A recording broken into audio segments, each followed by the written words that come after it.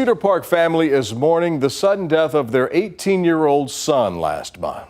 Now the family of Matthew Wright is teaming up with local outreach and law enforcement groups to warn more people about the dangers of fentanyl.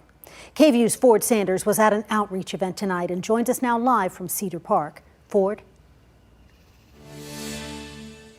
Quita, Brian, here at City Reach Church tonight, the room was filled with family members, loved ones, and friends of not just Matthew, but also dozens of other families who have been impacted by this lethal drug. Well, tonight, Texas Against Fentanyl, law enforcement agents, and other advocates joined each other to raise awareness. Wright's loved ones say he just graduated from high school and had been accepted into Texas State, where he planned to study psychology. But he passed away suddenly on May 2nd at his home. Well, Texas Against Fentanyl founder Stephanie Turner lost her own son, Tucker, to fentanyl poisoning. She says fentanyl is often laced with other drugs, so those who ingest it likely don't know they've even taken it, which is what Turner says happened in Wright's case.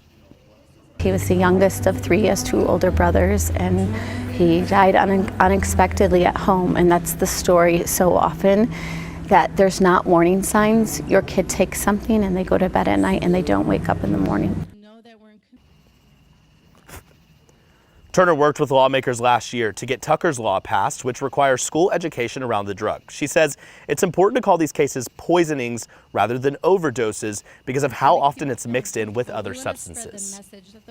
If you go to a bar and you order a cocktail and someone serves you arsenic and you die, you were poisoned. And if you order a anxiety medication or a pain pill and you think that's what you're taking and it's laced with an illicit amount of fentanyl and you die, you've been poisoned.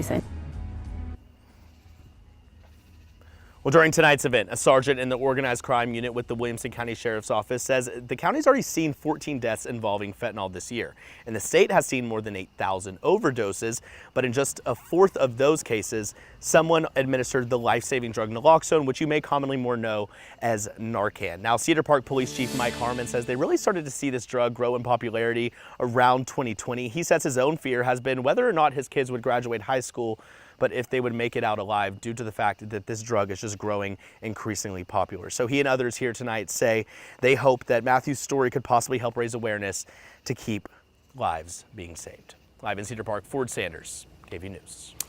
Ford, thank you. Now, according to the state health department, about 45% of all drug-related deaths reported in Texas last year involved fentanyl. A state law that took effect last year changes how those deaths are classified. Under House Bill 6, any death linked to fentanyl use now has to be labeled fentanyl toxicity or fentanyl poisoning on a death certificate. Lawmakers and advocates say they made that change because the term overdose has a stigma, and most people who die after using fentanyl don't know that it's laced in the drugs they take.